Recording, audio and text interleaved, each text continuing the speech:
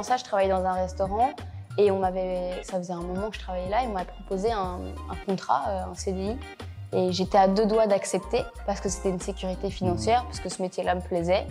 Et c'est mon copain qui m'avait dit ne fais pas ça. Ne fais pas ça parce que tu vas t'enfermer dans quelque chose et toute cette niaque que tu peux avoir, tu vas la perdre. J'arrive à ne pas croire les gens qui me disent que je suis merveilleuse, mais j'arrive à ne pas croire les gens non plus qui disent que c'est nul ce que je fais. On est parti en vacances là, avec ma fille et je me rendais compte que dans la piscine, je m'éclatais, je crois, plus que certains enfants. Enfin, en fait, je suis une grande enfant et mon métier me permet d'entretenir mon enfant intérieur. Il n'y a rien qui me fait plus peur que des gens qui oublient qu'un jour ont été enfants.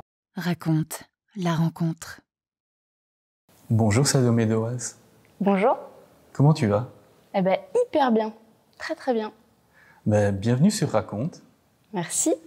Je t'avoue, j'ai une petite crainte. J'ai eu une interview à ton sujet dans le journal Le Monde où tu disais que parfois tu parlais tellement que tu étais obligée de mettre un timer avec tes copines pour t'arrêter de parler. Est-ce que c'est vrai? Ouais, je suis vraiment une grande bablute et puis j'ai le don de partir à droite, à gauche. Donc je mets des timers pour structurer et ça me facilite la vie, même dans le quotidien. Quand je fais une tâche, tu vois, je mets un timer, ok, là je dois faire ça, mais j'ai 5 minutes pour le faire. Sinon, après, je pars dans tous les sens. Bon, tu veux que je mette un timer? Non, on a 4 heures sur les cartes mémoire, donc on devrait être à peu près bon. À un moment, on va avoir envie de manger ou quoi, donc on sera bon. Ça roule. Mais voilà, on remercie par ailleurs la mercerie de nous accueillir ici à Bruxelles dans un lieu pour le moins extraordinaire. Et c'est un lieu, on le verra aussi sur les photos plus tard, parce que Raconte est un média multimédia, c'est le cas de le dire, où il y a aussi des photographies que nous allons faire après cette interview. Et c'est un lieu totalement atypique, hors du temps, où le temps, on peut dire, s'est arrêté. Et toi, est-ce que tu as un rapport au temps? Ouais, moi, c'est le temps, c'est quelque chose qui m'a toujours intriguée, parce que je crois que plus jeune, je n'avais pas conscience du temps qui passe. Je pense un peu l'insouciance de la jeunesse. Mais ces dernières années, je suis devenue maman, là, d'une petite fille qui a 2 ans. Et donc, quand je la vois grandir, en fait, je vois littéralement l'année qui s'écoule. Je la vois évoluer et donc le temps est face à moi. Et puis, il y a aussi ce truc de optimisation du temps. C'est-à-dire que quand en fait, je suis avec elle, je peux pas divaguer comme j'ai l'habitude de faire. Il faut que je sois efficace, il faut que mon temps soit structuré, quoi. Donc, j'ai un rapport au temps qui est... En tout cas, maintenant, j'en ai conscience. Et même dans mon travail, maintenant aussi, j'ai ce truc de... comment dire... j'utilise mon temps différemment qu'avant. C'est-à-dire que maintenant, je le divise, quoi. J'ai le temps pour la famille, j'ai le temps pour le travail, j'ai le temps pour moi, ce qui est hyper important aussi. Et puis le temps qui passe, je le trouve assez angoissant aussi, de se dire, là maintenant j'ai 27 ans, je compte déjà de me dire, ok, il me reste peut-être 60 piges à vivre, qu'est-ce que je vais faire de ces 60 ans? Ouais, mais c'est des questions de... Autant la mort me fait pas peur, mais c'est plus se dire j'ai 60 ans à vivre encore sur cette terre, peut-être plus, mais qu'est-ce que je vais en faire de ce temps-là? Puisque maintenant, je trouve que plus on vieillit, je trouve plus les années passent vite. Et c'est quelque chose qui m'avait toujours fait rire quand mes grands-parents me disaient « je vois pas le temps passer ». Quand mon père aussi il me dit « Waouh, ça fait déjà autant de temps que je suis à la retraite ». Je comprenais pas ce truc-là. Je me disais « mais comment ça, on s'en fout du temps qui passe ». Et maintenant, je le comprends. J'ai envie de vivre des choses, quoi. J'ai plus envie juste de me laisser porter, j'ai envie de vivre des choses et donc du coup d'utiliser ce temps. Tu as peur de gaspiller un peu? Ouais, je crois que j'ai peur de regretter. J'ai peur de me dire ah, j'aurais dû faire ça, ah, j'ai pas pris le temps pour ça.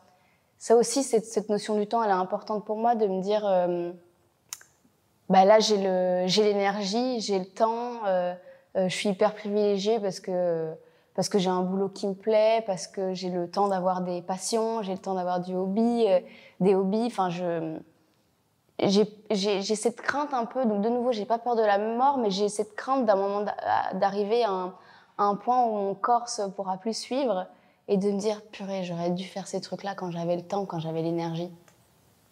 Ok, très bien. Je me rends compte d'une chose, en parlant de temps, on n'a pas respecté un temps, on ne t'a pas présenté. Ah, Est-ce que je pourrais te demander de te présenter? évidemment, donc, je m'appelle Salomé de Waals, j'ai 27 ans, j'habite Bruxelles, je suis actrice, je suis jeune maman, mon signe astrologique c'est Lion, ascendant Vierge. Qu'est-ce que je pourrais te dire de plus sur moi? Ouais, je suis bruxelloise, j'ai grandi à Bruxelles avec mes 2 sœurs, j'ai un frère aussi. Voilà, je suis quelqu'un de...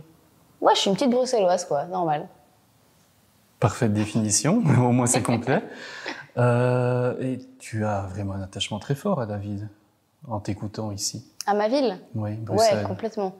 Complètement parce que c'est ici que je me suis construite avec les valeurs bruxelloises et j'entends par là le chaos, le mélange des cultures, le mélange des langues et, et j'ai l'occasion de beaucoup être en France, surtout à Paris, et donc ça m'a titillé à un moment donné d'y aller et de me dire j'ai peut-être plus d'opportunités là-bas.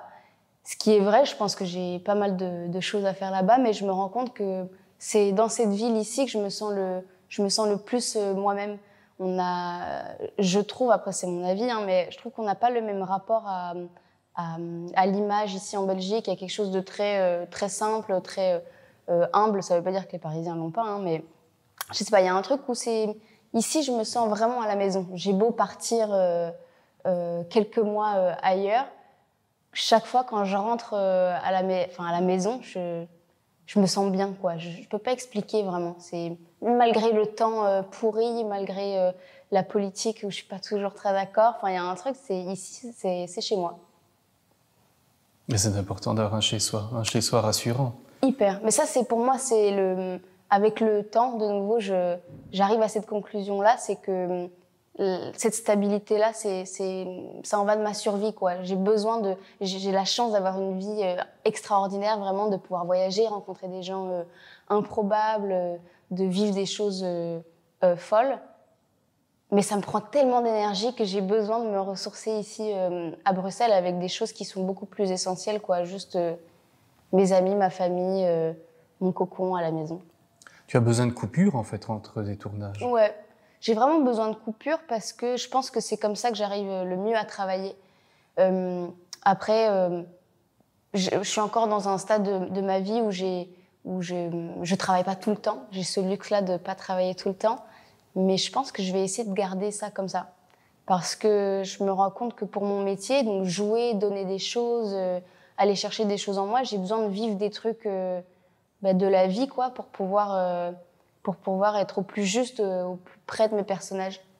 J'ai besoin de ces coupures-là et juste aussi parce que la vie, elle vaut la peine d'être vécue, quoi. J'adore être dans la vie de quelqu'un d'autre, j'adore interpréter, j'adore ne pas être moi-même, mais j'ai besoin de savoir qui je suis moi pour pouvoir m'autoriser à cette liberté-là d'être ailleurs. Je sais pas si c'est clair, mais... Relativement clair. En parlant d'être toi, comment tu t'es construite? Comment tu t'es fait? Tu as eu un enseignement classique ou comment ça s'est fait? Moi, j'ai grandi du coup à Jette, à Bruxelles, dans une petite commune qui est c'est vraiment ambiance village, quoi. Tout le monde se connaît. J'allais au scout le dimanche.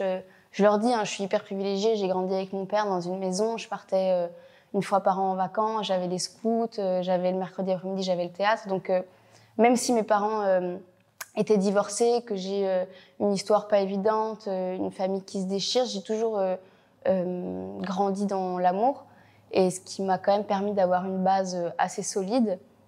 Donc ça c'est comme ça que je pense que je me suis construite. Et puis le fait d'avoir mon père, il a commencé à travailler quand il avait 14 ans. Il n'a pas fait d'études et je l'ai toujours vu être très curieux de tout, de se nourrir de je sais pas moi, lire la presse, aller au théâtre, aller au ciné. Et ça m'a toujours impressionnée de voir cet homme-là que, en plus, quand on est enfant, je crois qu'on met nos parents sur un piédestal, de voir cet homme-là s'épanouir sans pour autant avoir besoin de suivre un cursus scolaire très classique. D'être érudit en résumé. Ouais, c'est ça. Donc ça m'a beaucoup inspirée et ça m'a aussi autorisée à rêver grand. Donc très jeune, je sais que mes parents me disaient que je rêvais de cinéma, etc. Moi, j'ai pas ce souvenir-là, si je dois être honnête. Moi, j'ai l'impression que j'avais envie de faire plein de choses. Je sais que j'avais envie d'être éducatrice spécialisée pour enfants porteurs de handicap, puis j'avais envie d'être avocate, j'avais envie d'être chevalier, enfin, j'avais envie de faire plein de trucs. Et en fait, j'adorais rêver, j'adorais me raconter des histoires. Et ça, c'est vraiment grâce au cadre dans lequel j'ai vécu, parce que j'ai grandi avec mes sœurs, avec lesquelles je jouais, au scout aussi. On nous mettait chaque année, il y avait un thème, on nous mettait dans des univers, on nous racontait des histoires. Donc, j'ai vraiment baigné dans ce truc de on a le droit de se perdre dans son imaginaire. Et je crois que c'est comme ça que j'en suis arrivée petit à petit au métier que je fais aujourd'hui. Et c'est comme ça que je me suis construite. Et puis, je suis partie, entre guillemets, assez jeune. J'avais 17-18 ans de chez mes parents parce que je rêvais de liberté. Et pour moi, la liberté, c'était l'indépendance, qu'elle soit financière ou qu'elle soit juste... j'ai pas besoin de mes parents, quoi. Mais ça, c'est de nouveau, c'est grâce à l'éducation que j'ai reçue de mon père, de ma belle-mère, de ma mère. Et voilà, j'ai vraiment grandi sur un truc de t'es capable, tu peux le faire, vas-y, fonce. Et c'est ce que j'ai fait. T'as pas eu peur?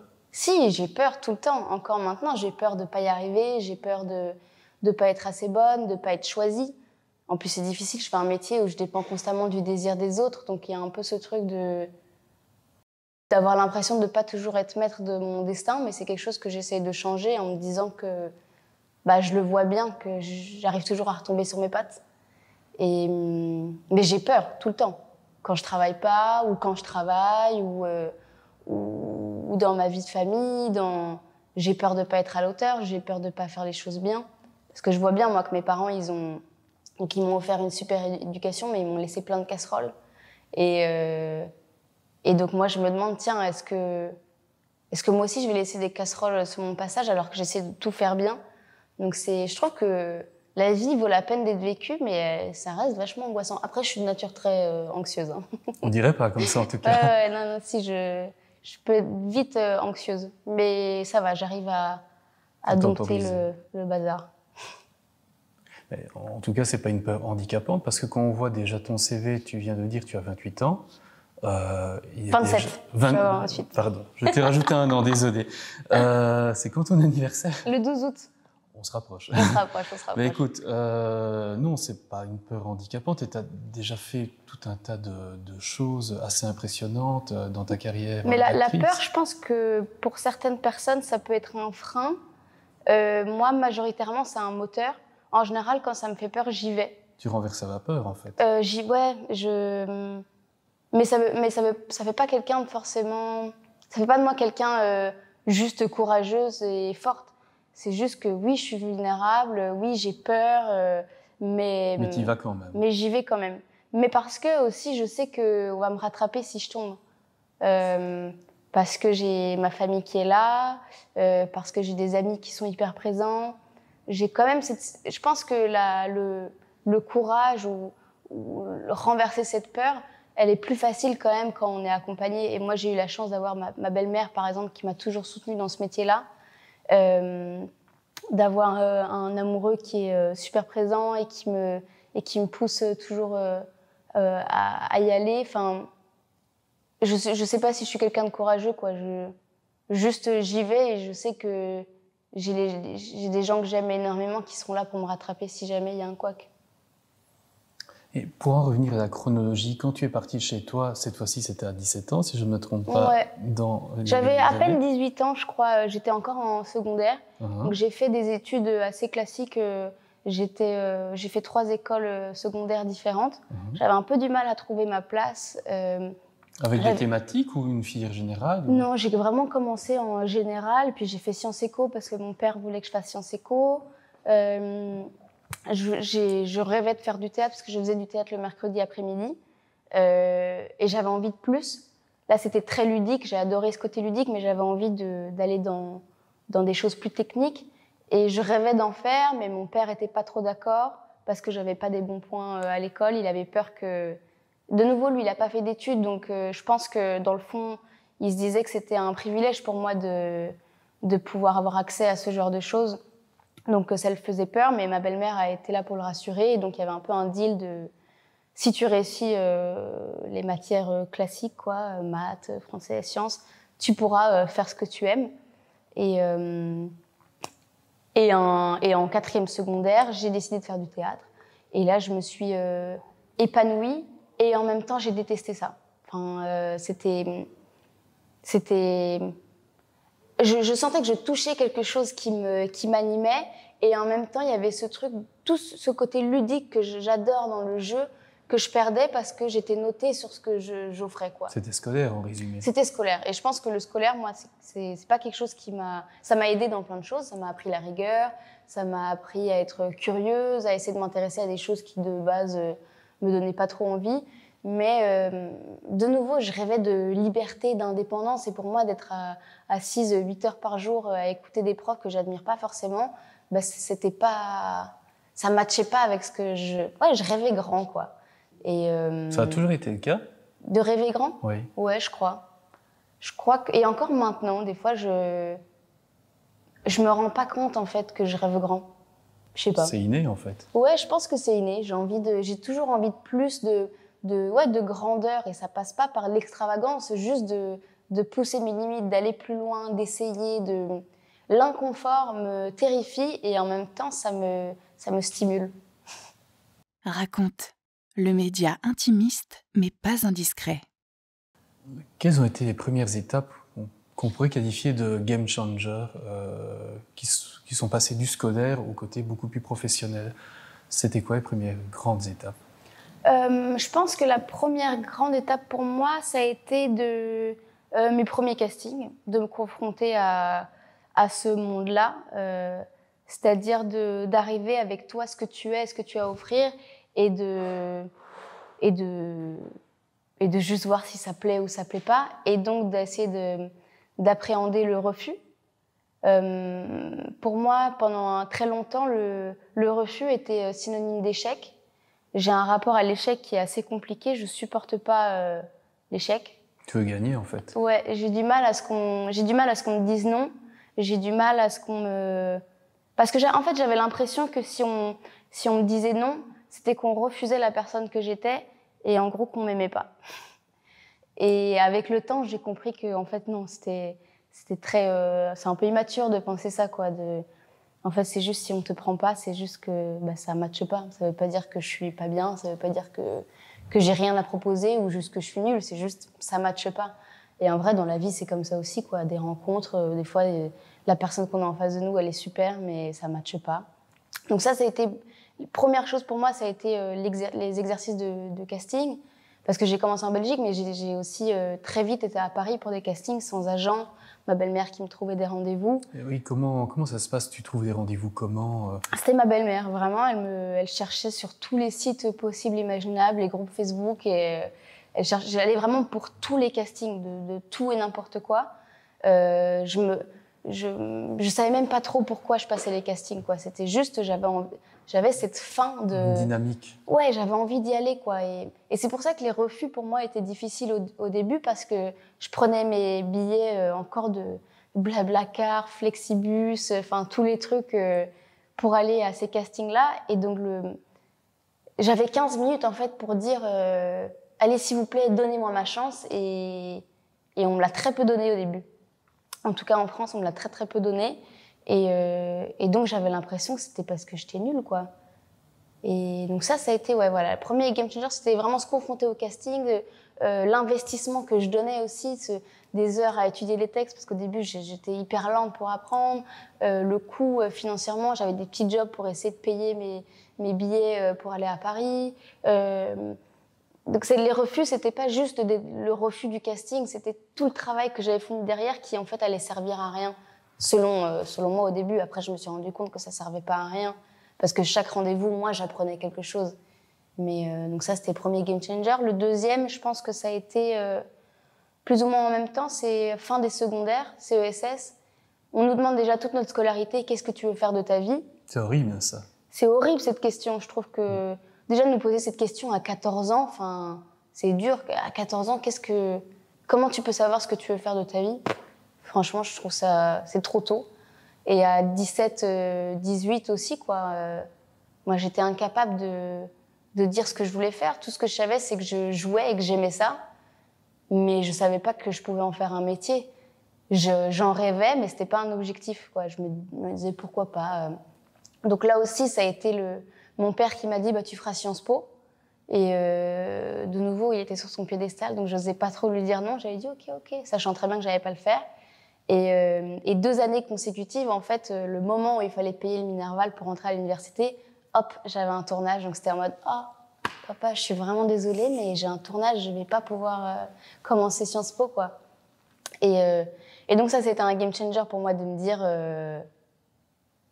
bah en fait voilà, c'est ça que je vais faire. Ce que je vais faire, c'est tourner et je vais pas faire d'études. Mais le fait de pas faire d'études, c'était pas non plus un choix délibéré. C'est juste que j'étais partie de chez mes parents, il fallait que je paye mon loyer, je voulais continuer à tourner, donc je pouvais pas tout faire en même temps. C'était soit je fais des études et je travaille à côté, soit je tourne et je travaille à côté, mais je pouvais pas tout faire en même temps. Donc ça a été d'assumer. Ça m'a forcé à assumer que je voulais faire ce métier, même si j'osais pas. Je me rappelle, j'étais serveuse, j'ai majoritairement été serveuse, mais j'avais plein de petits boulots à côté. Quand on me demandait tu fais quoi dans la vie, je disais cette phrase de je suis serveuse, mais je tends à être comédienne. J'osais déjà pas dire actrice, j'avais peur de ce mot. Je sais ça. J'ai appris à assumer au fil du temps que c'était ce que j'avais envie de faire. Mais de nouveau, assumer, dire aux gens je suis actrice, mais pour le moment je travaille pas assez, donc j'ai un taf alimentaire.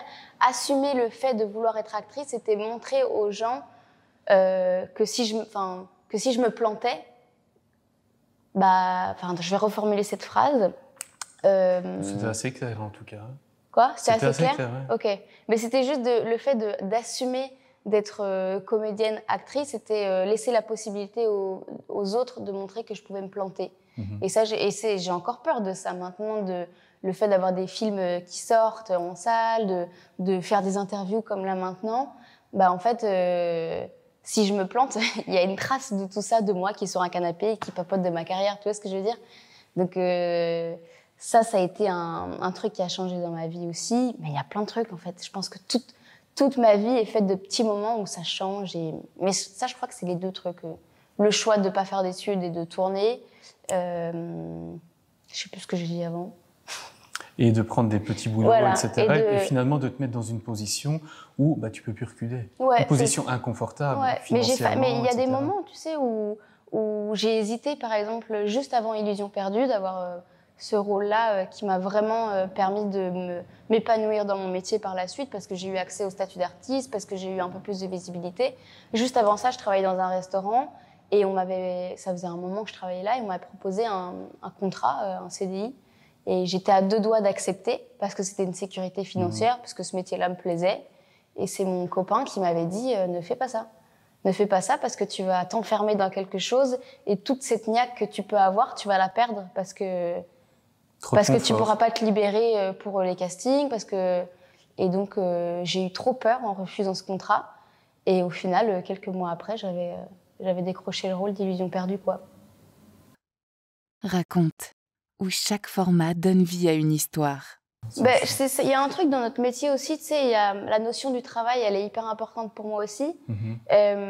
Et j'ai l'impression que des fois, quand on voit des acteurs, des actrices ou même d'autres gens issus d'autres milieux, on a l'impression que paf, ils sont arrivés comme ça. Et on parle pas toujours du travail derrière, ou alors on parle justement de la galère que ça a été avant, et donc ça devient une success story. Moi, je pense que c'est important de dire à tout le monde, mais dans tous les corps de métier, que c'est ok en fait de travailler, de pas y arriver directement, de pas être au top tout de suite, en fait qu'on n'est jamais au top non plus, que c'est un travail qui se fait constamment. Moi, j'ai pas peur de nouveau, je le dis, je me sens vraiment privilégiée, mais j'ai pas peur de dire que j'ai commencé quand j'avais 14, j'en ai 27, et c'est que maintenant que je commence ça fait que 4-5 ans que je vis de ça.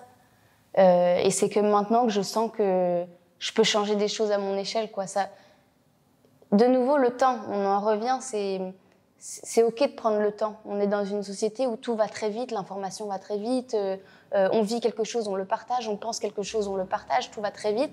Mais c'est important de se rappeler que la vie, ça met du temps et que la vie, c'est une vie, quoi. Donc, si ça doit mettre 20, 30, 40 ans, le chemin, il est tout aussi intéressant que l'arrivée, quoi.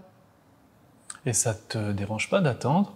T'as pas envie, ça ne te titille pas d'aller plus vite, plus j'attends, loin? et en même temps, on pourrait dire que je suis passive parce que, de nouveau, comme je disais, je dépends du désir des autres pour travailler. Et en même temps, non, je suis proactive dans ma vie puisque je fais plein de choses, parce que la chance que j'ai avec mon métier, c'est que le simple fait de vivre, ça me nourrit pour la suite. Donc ça me dérange pas d'attendre. Ça me donne de l'énergie, ça me donne de la niaque. Quand je travaille beaucoup, en un coup, je sens que je perds des fois un peu ce plaisir et que je perds un peu ce truc de détermination. Et quand je travaille pas pendant un moment, très vite, peut-être 2 semaines après avoir quitté un plateau, je recommence à tourner en cage, et mes autres castings, j'y vais et je donne tout, et je me donne tout entière. Et donc c'est ok, en fait, d'avoir ces moments un peu de latence. On a fait une grande ellipse dans le temps, c'est parfait. Mais justement, en parlant de ton métier, on va dire de manière plus concrète, comment tu abordes un personnage? Parce que tu as déjà une galerie de personnages assez éclectique. Comment on rentre dans un personnage? Comment on crée cette... Je pense que ça dépend de chaque projet. Moi, je le dis toujours, je viens du court-métrage, donc j'ai pas fait d'études face caméra, de théâtre, enfin un petit peu, mais pas vraiment. Je viens vraiment du court-métrage, et l'essence même du court-métrage. Donc j'ai même commencé, je vais dire, avec des courts-métrages étudiants. Donc ce truc où tout le monde apprend. Moi, les gens de la technique, enfin tout le monde apprend. Tout le monde vient bénévolement, etc. Et c'est Il y a un truc relax aussi. Ouais, je sais pas si c'est relax, mais en tout cas, on est tous, il y a pas trop de hiérarchie, quoi. On est tous là pour la même chose, et c'est de raconter une histoire. Et ça, je pense que c'est mon fil rouge sur tous les films que je fais. C'est qu'est-ce que je veux? C'est de raconter une histoire. Donc déjà, les castings où je vais maintenant, là où quand j'ai commencé, j'allais pour tout et n'importe quoi. Maintenant, je dis oui ou non pour aller au casting. Il faut que l'histoire me plaise. Et comment je prépare les rôles, ça dépend. Ça dépend le personnage aussi. Je ne vais pas préparer un premier rôle de la même manière qu'un second rôle. C'est aussi être humble dans ce métier, de se dire, bah tiens, si je suis un second rôle, je sais que si j'ai pas ma trame à moi, si j'ai pas mon histoire, je sais que je vais être là pour servir la trame du personnage principal. Donc comment est-ce que je vais travailler ça pour en même temps exister en tant que personnage, tout en aidant l'autre à raconter son histoire. Donc ça, c'est une manière. Quand c'est un... Mais non, je peux pas répondre à cette question de comment je fais. Ça dépend de... T'as pas une technique, t'as pas une méthode, c'est au cas par cas. Non, ça dépend vraiment. Souvent, il faut que si je fasse le film, je me plante très rarement, mais il faut que ça accroche avec la personne que j'ai en face de moi, la réalisatrice, le réalisateur, et on travaille ensemble. Moi, je vais aller vers elle ou lui, et je vais lui dire comment tu veux travailler. Est-ce que tu as des choses que tu as envie de me montrer? J'ai besoin qu'on se crée un langage commun. En fait. Oui, mais surtout un langage commun. C'est-à-dire que est-ce que toi... donne-moi des films à regarder, des peintures, des expos, des livres à lire, des bandes dessinées, j'en sais rien, n'importe quoi, des supports sur lesquels on va pouvoir avoir une attache commune. Après, de mon côté, je fais des choses différemment. Je travaille beaucoup le corps, pour moi c'est important. C'est-à-dire que si j'ai un personnage qui est tonique, je vais pousser un peu plus le sport. Si j'ai quelqu'un qui est plus mou, je vais peut-être manger un peu plus et voir comment c'est quand mon corps il est un peu plus lourd. C'est important pour moi. Et puis c'est le scénario, je le connais sur le bout des doigts. Là, franchement, quand je reçois le scénario, je le découpe dans tous les sens. Littéralement, je reçois le plan de travail, on appelle ça. Donc c'est le calendrier de quel jour on tourne quelle scène. Et je découpe tout. Je découpe dans mon scénario et je refais ma trame à moi pour savoir quelle est mon histoire.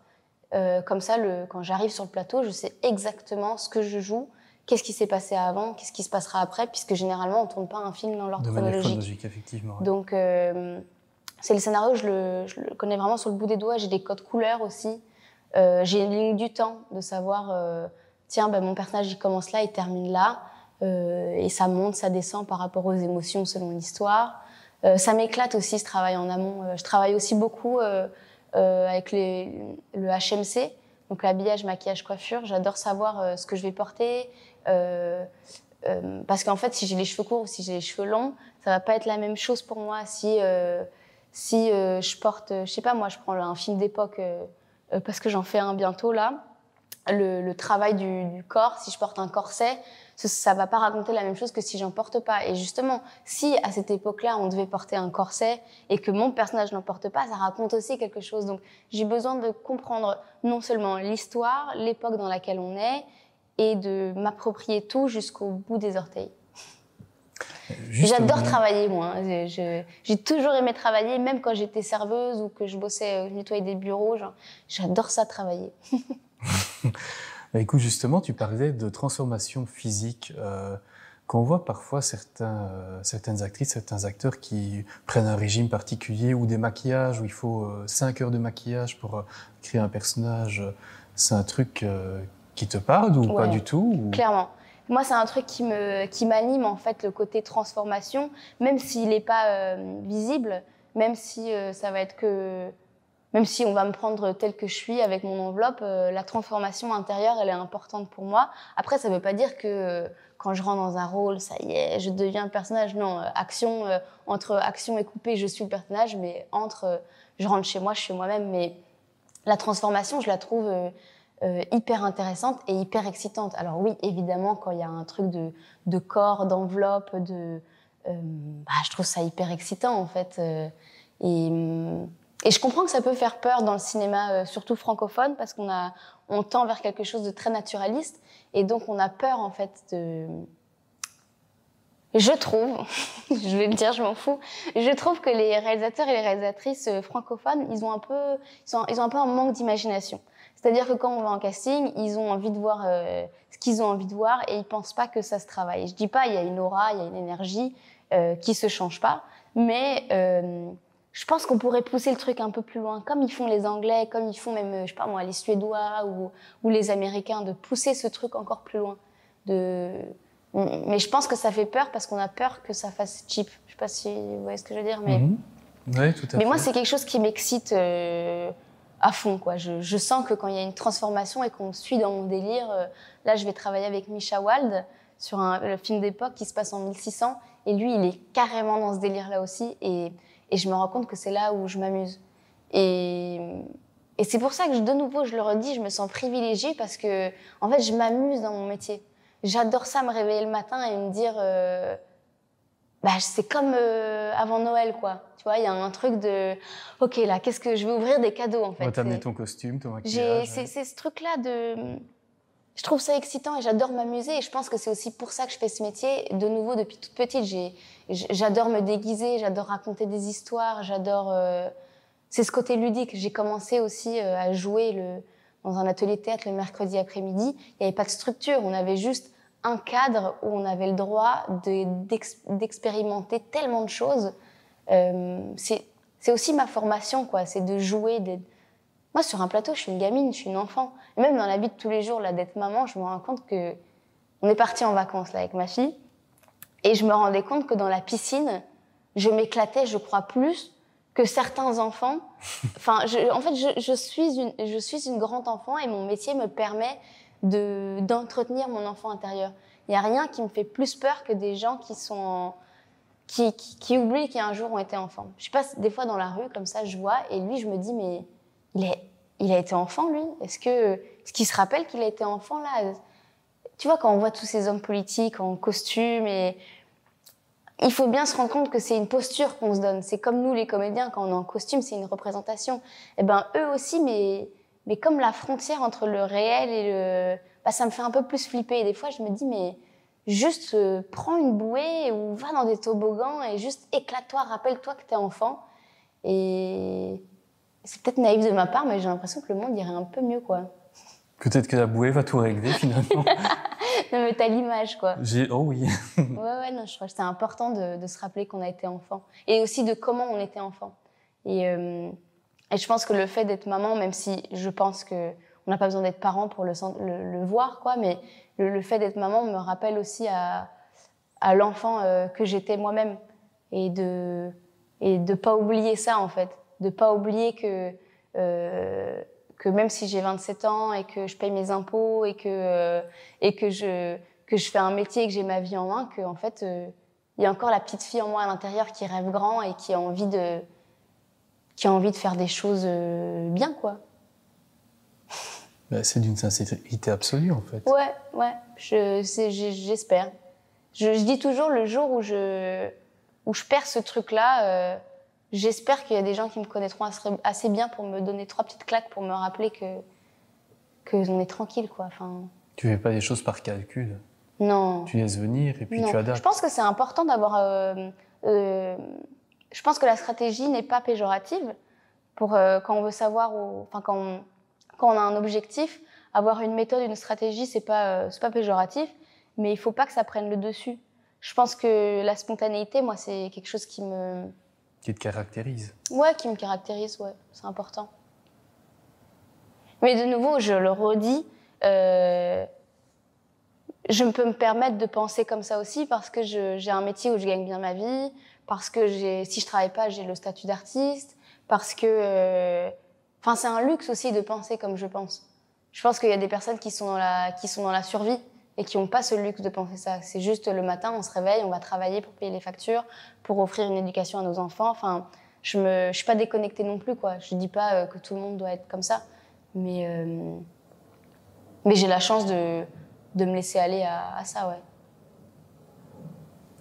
Quelle serait la bande originale de ta vie? Ouh, bonne question. La bande originale de ma vie. J'ai mon téléphone là, tu veux que je te fasse écouter? Je crois que je l'ai là. Ou si tu connais le titre, je sais pas si le son sera très bon, mais oui. Non, mais je vais te faire écouter, attends. Alors, la bande originale de ma vie.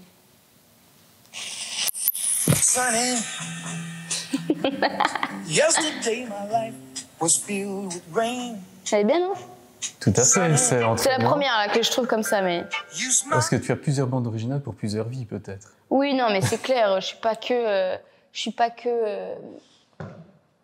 bonne vibe et tout ça. J'ai aussi mes petits moments de noirceur où j'ai difficile et c'est important de le dire aussi qu'il y a des moments où, bah tu vois, il y a pas plus tard qu'un mois où je suis sortie, j'étais 2 semaines où j'étais vraiment à fleur de peau, où la vie n'avait pas de sens, où tout me paraissait noir et... À cause de quoi? À cause de la fin d'un tournage ou... Non, j'ai rarement...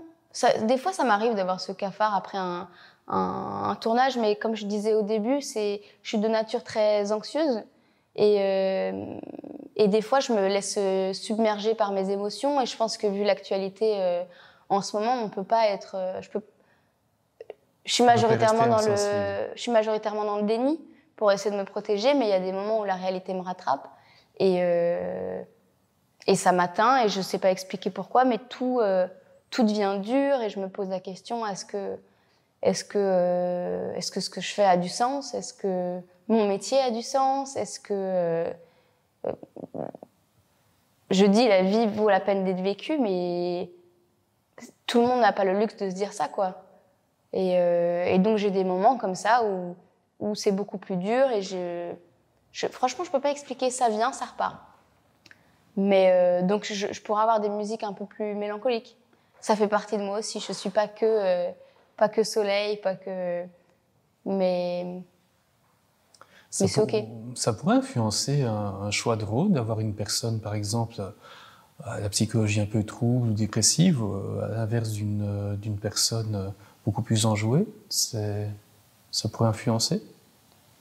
Influencer qui? Toi, dans tes choix de rôle? Évidemment, moi j'ai envie de tout jouer. Moi j'ai envie de... T'as pas d'exclusive?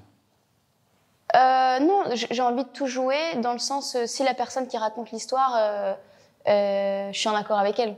Si j'aime le prisme de son histoire, si j'ai l'impression que très égoïstement ce projet-là va m'apporter quelque chose, ou vraiment le Graal de me dire que ça va peut-être changer quelque chose chez quelqu'un. Ça ne veut pas dire que ça va lui changer sa vie, mais ça va le divertir. Je fais ce métier-là donc pour raconter des histoires, mais aussi pour le partager. Moi, il n'y a rien qui me met plus en joie quand je rencontre des gens à la sortie d'un film ou qui ont vu une série et qui m'ont dit « Ah, j'ai fini ma semaine de travail et j'ai regardé ça et ça m'a fait trop du bien » ou ou merci, ça m'a donné envie d'appeler mon père et de lui dire que je l'aime. Je fais un métier de divertissement, je suis là pour divertir les gens. Et j'espère aussi pour changer des choses, mais je suis l'art, il est là pour ça. Il est là pour accompagner dans les moments chouettes, dans les moments moins chouettes, mais l'art, c'est ça, je crois. Ne pas laisser indifférent. Ouais, exactement. On s'était rencontrés il y a environ 1 an au jury du film historique de Waterloo. Être jury, maintenant passer finalement de l'autre côté et évaluer les films des autres, c'est quelque chose qui te parle, qui te plaît énormément? Ouais, j'adore ça. J'adore ça parce que déjà, le festival en lui-même, je prends en général, c'est génial de rencontrer des gens de tout horizon, de découvrir des films que j'aurais pas forcément été voir moi-même en salle. Et puis ça, comment dire, il y a ce truc ça nous ramène aussi à la réalité, quoi, dans la vie. Quand on fait du cinéma, très vite, on peut se perdre dans le truc de on est en train de sauver le monde. Et en fait, quand on voit les films des autres, on se dit juste on raconte une histoire. Et aussi de se dire que quand je suis jury pour un film, je suis pas là pour dire ça c'est de la merde ou ça c'est super. Je suis juste là pour mettre en avant des choses, que ce soit des décors, pour mettre en avant le travail des gens derrière cet objet-là aussi. De se dire, waouh, il y a eu un vrai travail de décor, il y a eu un vrai travail de mise en scène, les acteurs, il y a une vraie interprétation. Nous, on est juste là pour... c'est très subjectif d'être jury, c'est ce qui nous a plu ou c'est ce qui nous a pas plu. Et on le voit bien avec tous les festivals, il y en a qui sont sélectionnés dans certains, d'autres pas. Mais j'adore cet exercice-là de m'y prêter et de me dire... je vais voir des films, en fait. Je vais faire ce que j'aime le plus au monde. Je vais voir des films et je vais me laisser porter par des histoires et ça va me plaire ou pas. Et en festival, j'adore cet exercice de détester un film. Parce que je trouve que la place de cinéma, elle est vachement chère. Et donc, je prends pas trop de risques. Je vais voir un film qui, je sais, qu'il va me plaire. Alors qu'en festival, j'ai ce truc de... je prends le risque de voir des trucs qui me plaisent pas. Et c'est important, en fait, de savoir ce qu'on n'aime pas, parce que ça nous aiguille de savoir ce qu'on aime le plus. Ça affine les goûts. Ouais, exactement, c'est important. En parlant justement de prix, tu as été nominé à un, non des moindres, les Césars, en France. Alors c'était une période bizarre pour moi parce que... Comment tu l'apprends, ta nomination? T'étais où? Tu faisais quoi? J'étais déjà en révélation. Et je pensais que ça allait s'arrêter pour moi. Donc, en fait, dans les Césars, il y a une catégorie qui s'appelle Révélation. C'est avant toutes les nominations. Et en fait, c'est les directeurs et directrices de casting qui donnent une liste des comédiens qui pensent qu'ils méritent d'être en Révélation. Donc, pour moi, c'était déjà incroyable de me trouver dans cette liste-là parce que je me suis dit, c'est les directeurs de casting. C'est pas des gens qui payent une cotisation et qui votent. C'est des gens qui sont là dans le travail, qui me voient travailler, qui se sont dit, elle mérite d'être là. Donc pour moi, c'était déjà dingue. Et le jour où j'apprends que je suis nommée, je savais même pas que c'était ce jour-là en fait. Je dormais et c'est mon amoureux qui me réveillait en me disant t'es nommée. Et je sais que j'étais dans mon sommeil et j'ai dit mais ils sont fous. J'ai juste dit ça. Ils sont fous. Et tu t'es rendormie? Ouais, je crois que je suis restée dans le lit. Mais toute cette période-là, j'étais enceinte de ma fille.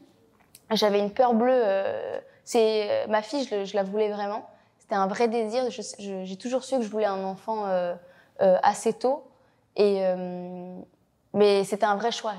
Quand je suis tombée enceinte, j'ai eu peur en fait. En un coup, je me suis dit, ok, c'est exactement ce que je voulais.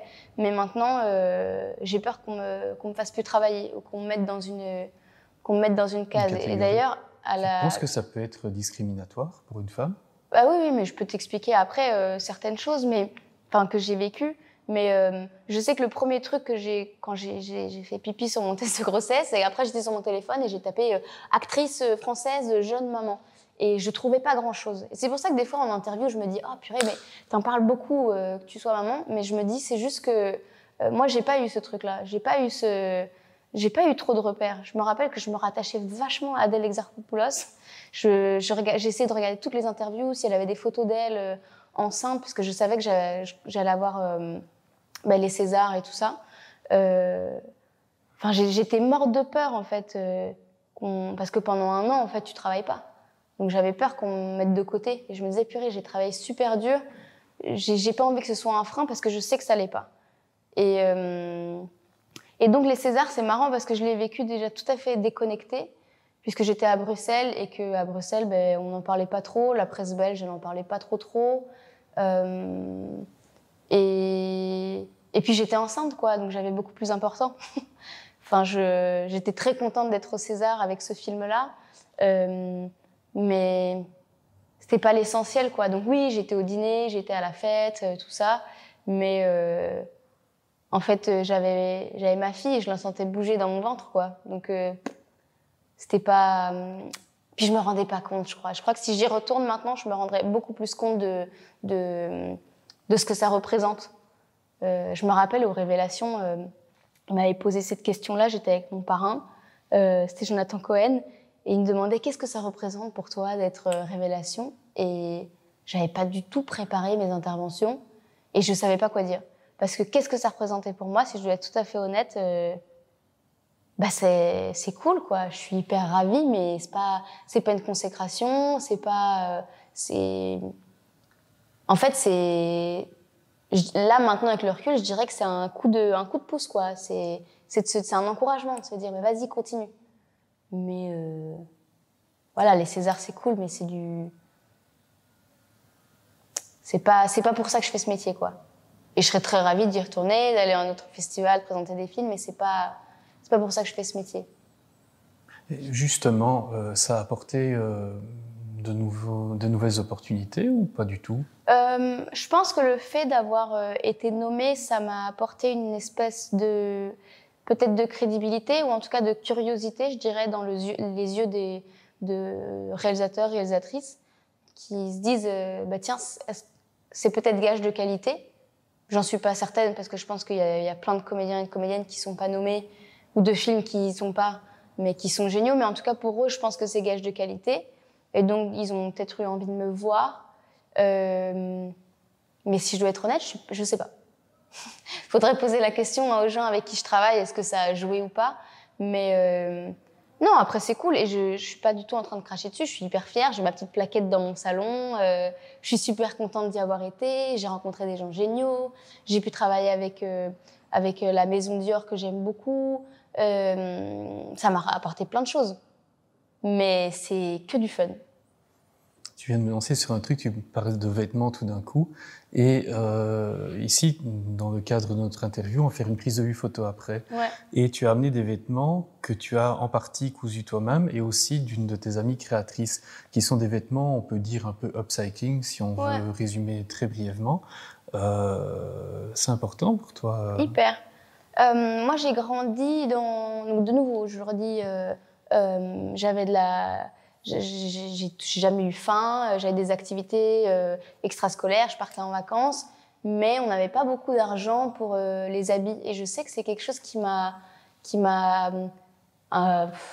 c'est très bête et superficiel, mais ça m'a fait un peu souffrir quand j'étais petite. Oui, tu étais frustrée de ne pas avoir des beaux parce que vêtements moi, que les autres avaient, j'avais pas les marques.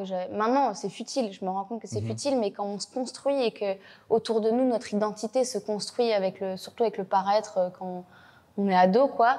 Ça a été dur. Enfin, je me rappelle que c'était dur pour moi de pas avoir de sous pour acheter des beaux habits ou de récupérer ceux de ma sœur. On allait chez Primark pour faire les soldes. J'avais un budget de 100 € pour faire les soldes, ce qui est déjà énorme, mais j'allais chez Primark alors que les gens que je côtoyais, ils avaient ceux qui ont ma génération comprendront, mais Franklin Marshall, Abercrombie, ces trucs-là qui coûtent super cher, quoi. Et c'est fou parce que moins on a de sous, j'ai l'impression, plus on a envie d'habits, plus on a envie de consommer. En tout cas, moi, c'était comme ça. J'avais envie de toujours les derniers trucs à la mode, etc. Mais comme j'avais pas de sous pour la qualité, on prenait des trucs de fast fashion qui, tu les passais une fois à la machine, ils étaient complètement détendus. Et en grandissant, en fait, quand je suis partie de chez mes parents, j'avais pas d'argent non plus pour m'acheter des habits. Parce que il fallait que je paye mon loyer, mes trucs, j'avais pas une thune. Je volais même au supermarché le saumon, parce que ça coûtait trop cher, les serviettes hygiéniques, les tampons et tout, j'avais pas d'argent pour m'en acheter. Et en fait, avec le temps, en fait, c'est dans cette période-là où j'ai commencé à aller en friperie parce que c'était beaucoup moins cher et que c'est là que je commençais aussi à développer un peu mon style. J'aimais trop ça, quoi, aller en friperie. Et j'ai découvert un peu cet univers-là de la mode. Puis Vinted est arrivé et là, ça a été mon grand sauveur. Et depuis, je pense 5-6 ans, je consomme plus du tout de fast fashion. Et j'en suis très fière. Mais tu sais, j'étais bénévole avec une maison de jeunes à Bruxelles, là, pas très loin d'ici. Et on avait ces discussions-là de Shein et tout qui arrivaient à ce moment-là. Et eux, ils me disaient, mais on n'a pas d'argent, en fait, pour acheter des habits qui coûtent si cher, quoi. Donc, on va chez Shein. Et en fait, je comprends ce truc de... En fait, je trouve que c'est dommage qu'on tape toujours sur les doigts des mauvaises personnes. C'est-à-dire qu'on va taper sur les doigts des jeunes qui consomment l'ultra fast fashion ou la fast fashion, alors que c'est à nos dirigeants d'interdire ce genre de choses, d'arrêter de se faire des sous là-dessus. Et ça, c'est en grandissant que j'ai compris ça, quoi. Et de nouveau, c'est un luxe pour moi aussi de mettre peut-être un peu plus cher dans des pièces qui sont uniques et qui sont... Et si je dois être tout à fait honnête, j'ai plus ce besoin de consommer. Quand j'étais, consommer du vêtement tout le temps. Toujours des nouveautés, etc. J'ai plus besoin parce que plus jeune, j'essayais de combler quelque chose, d'être appréciée des autres par mes fringues, parce que je consomme, quoi. Mais maintenant, j'ai plus besoin de ça. Franchement, C'est passé un cap, en fait. Ouais, mais je crois que c'est l'âge aussi. Il y a un truc de... Là, je dis ça comme si j'avais 70 ans, mais tu vois, il y a un truc de... Quand tu commences à avoir un peu confiance en toi, t'as plus besoin de plaire aux autres, et donc tu fais pour toi, et donc Moi, ça me va d'avoir un peu moins de fringues et de... Voilà. Vu que Raconte est filmé, mais aussi en podcast, si on devait définir en quelques mots ton style, c'est quoi ? Mon style, je pense que c'est coloré, c'est des pièces qui vont pas forcément ensemble, mais j'aime bien les assembler. C'est s'amuser, c'est confortable avant tout, et c'est pour me plaire avant tout. Ça, je pense que c'est hyper important. Tu vois, sur l'émission Quotidien, on aime ou on n'aime pas, il y a un mec qui venait analyser avant les tenues des politiques, etc. Et il y avait un exemple qui m'avait trop marqué, c'était Mélenchon, où il montrait son évolution vestimentaire, et comme quoi rien n'est laissé par hasard. Et je pense que nous-mêmes, je pense qu'on n'a pas besoin d'être politique ou d'être dans un métier d'image. Si toi, aujourd'hui, tu as mis cette chemise, c'est pour une certaine raison, tu vois. Si moi, aujourd'hui, j'ai mis ça, c'est pour une certaine raison. Là, je porte un petit pull, des couleurs, des baskets colorées, c'est parce que ça me met en joie, parce que ça me donne confiance. Et je pense que c'est... En fait, j'adore jouer avec ça, avec les fringues. J'adore me dire que c'est moi qui choisis. Vu que je suis pas maître de mon destin dans mon métier, que je peux plus faire des piercings quand j'étais plus jeune, je peux plus me teindre les cheveux comme je voulais, et ben en fait, je peux m'amuser avec les fringues parce que ça se change et ça... En fait, c'est de nouveau un terrain de jeu. Je suis une grande gamine, j'adore m'amuser. Raconte la forme avec le fond. S'il ne devait rester qu'un seul film. Ceux de toute la Terre entière ? Ouais. De toute l'histoire, du cinéma. Non, mais j'ai envie de prendre un film que moi j'aime bien. Et donc c'est égoïste parce que je suis pas sûre que ce soit un... Faudrait un film d'utilité publique, mais qui soit en même temps divertissant et qui soit en même temps drôle. Quel film pourrait... Je pense Truman Show, avec Jim Carrey. Je pense que c'est divertissant, c'est drôle, ça raconte plein de choses sur notre société. Et il y a un message de fond, très clair. Je pense que je dirais ça. Et on peut le regarder 1000 fois, je pense. Truman Show, ouais. Tu valides mon choix ? Je valide, tout à fait. Excellent choix. Super. J'avoue que la question est très difficile. Personnellement, je ne saurais pas y répondre. Tu pourrais pas y répondre ? Ah non. Non. Choisir un ou l'autre truc comme ça, non. J'aurais toujours tout un tas de critères. Donc on est parti aussi pour 3 heures. Ouais. Ça serait quoi tes envies futures maintenant ? Est-ce que tu veux rester dans le métier ou le faire évoluer ou faire tout à fait autre chose ? Tu vois, je te parlais là tout à l'heure de mes périodes un peu plus noires, où j'ai un peu plus difficile. Dans ces moments-là, c'est des moments où je remets vachement en question de ce que j'ai envie de faire. Et je t'avoue que je rêve d'autres choses à ces moments-là. Par exemple? Peut-être travailler plus dans l'associatif, peut-être... Tu l'as déjà fait, on en parlait juste avant Oui, mais l'interview. c'était bénévole, tu vois, j'en faisais pas ma vie. Non, mais c'est quand même un marqueur important dans ta vie. Ouais, Peut-être qu'on touche à un mot. C'est très important pour moi. J'ai toujours utilisé mon temps libre pour moi, c'est hyper important. Faire des choses que moi j'aime, qui me nourrissent, mais aussi pour les autres. J'ai été bénévole dans une maison de retraite. En fait, j'adorerais ça, peut-être travailler dans une maison de retraite où j'ai travaillé avec des jeunes aussi du quartier là, du centre de Bruxelles. Ça me plaisait vachement aussi, même si ça me demandait beaucoup d'énergie. Mais ça, c'est quelque chose qui me plairait. Mais le truc, c'est que quand je me projette après d'arrêter ce métier-là, je suis trop malheureuse. J'aime trop ce que je fais et je pense que une fois que tu y goûtes, c'est difficile de revenir à autre chose. Parce que j'ai l'impression que ça combine un peu tout ce que j'aime faire. Mais je sais pas si dans 10 ans, je ferai encore ça. J'espère. J'ai envie d'avoir des cheveux gris à l'écran. J'ai envie de me voir vieille à l'écran avec des rides, avec un corps un peu plus flasque ou justement en forme. Enfin, juste, j'ai envie de me voir vieillir à l'écran. J'ai envie qu'il y ait des personnages féminins. Tu vois, là, j'ai dit un peu plus flasque, alors que ça veut pas dire si on est vieux, on est plus flasque, mais j'ai envie d'être... J'ai juste envie de voir J'ai juste envie de me voir vieille à l'écran, de voir comment je serais. Est-ce que je serais encore comme je suis? Est-ce que... Je sais pas. J'ai envie de faire ça, mais peut-être que je le ferai pas. Je sais pas. Je t'avoue que je rêve grand, mais je me laisse la liberté de rêver d'autres choses, quoi. Tu vois, là, il y a eu les élections, j'avais le cafard. Je me suis dit, je vais prendre un van avec ma fille. Mon amoureux s'est dit, on va partir, on va trouver autre chose. Et en fait, non. Enfin, tu vois, c'est des petits trucs comme ça. Mais j'aime bien des fois rêver, même si je le pense pas vraiment. Mais je sais pas. Je sais pas où je serai dans... Je sais pas de quoi j'ai envie. Je vois un peu au jour le jour. Tu regardes tes films? Je les regarde à l'avant-première ou en projo équipe quand je le découvre avec l'équipe, quoi. Mais après, non, je les regarde plus. S'ils passent à la télé ou sur une plateforme, tu regardes plus? Non, mais je suis sûre que toutes les personnes qui vont écouter le podcast ou regarder la vidéo, faites cet exercice. Prenez une vidéo de vous, parlez, ou vous allez voir à quel point tout le monde me dit « Ah, ma voix m'énerve, j'aime pas à quoi je ressemble. » Ben moi, c'est pareil. J'ai beau être sublimée par la lumière, les make-up artistes, c'est pas très agréable de se voir, surtout quand il y a des scènes intenses où je pleure. Je sais pas, c'est pas très beau à voir, quoi. Après, des fois, j'écoute les interviews que je fais pour m'améliorer ou pour me dire, pour essayer de. C'est un grand complexe pour moi non plus de pas avoir fait d'études. Tu vois, c'est paradoxal puisque je voulais pas en faire, mais je sais que j'ai pas toujours eu une prise de parole toujours adéquate, que j'avais pas beaucoup d'éloquence, que c'est des choses qui me complexaient vachement. Et encore aujourd'hui, tu sais, je me retrouve fréquemment à table avec des gens qui sont beaucoup plus cultivés que moi et de pas avoir toutes les références.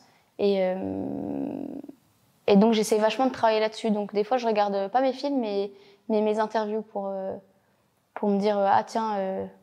Fais attention. Une sorte de média training, en fait, apprendre à s'améliorer. C'est ça. Et après, quand je regarde les films avec l'équipe, etc., ou en avant-première, même si je regarde l'objet en général, je regarde quand même, je fais vachement attention à moi, ce que j'ai donné.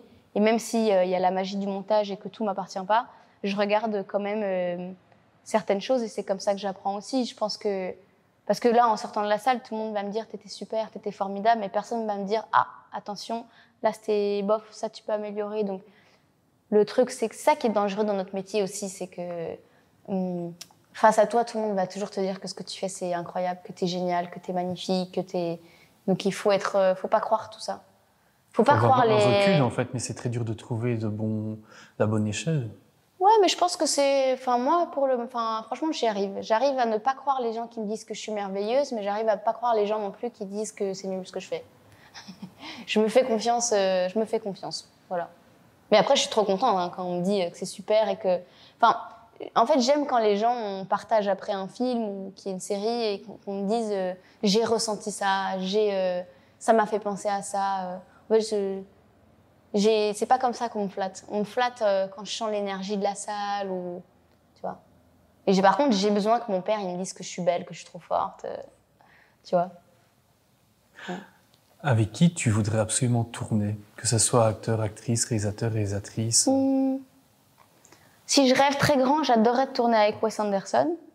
Je pense que c'est un des premiers cinémas que j'ai découvert par moi-même en cherchant un peu, parce que j'ai pas énormément de culture, donc je dois de nouveau la faire moi-même.